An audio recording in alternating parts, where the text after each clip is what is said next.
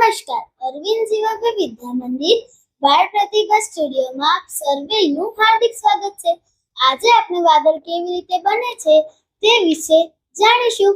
સૂર્યની ગરમીના કારણે નદી, તળાવ અને દરિયાનું પાણી બાષ્પમાં રૂપાંતર થતા હવામાં ઊંચે જાય છે અને બાષ્પ ઠંડી પડતા તેના ઝીણા ઝીણા ટીપાં બંધાય છે અને તેનું ઘનીભવન થતા વાદળ બને છે. હવે આકાશમાં મેઘધનુષ્ય કેવી રીતે રચાય છે તેની માહિતી શાલ્વી શિવાને આપશે.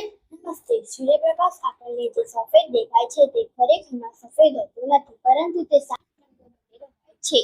રાતો નારંગી, પીળો, લીલો, વાદળી, નીલો અને જાંબલી. પ્રિઝમમાંથી જો આપણે સૂર્યના કિરણો પસાર કરીએ તો આપણને તેના 7 રંગો જોવા મળે છે. આ જ પ્રમાણે પાણીના ટીપાં પણ પ્રિઝમની જેમ વર્તે છે. સૂર્યની હાજરીમાં જ્યારે વરસાદ પડે છે ત્યારે ક્યારેક આકાશમાં વિશાળ અર્ધવર્તુળ આકારના 7 રંગના પટ્ટા જોવા મળે છે, જેને મેઘધનુષ કહે છે.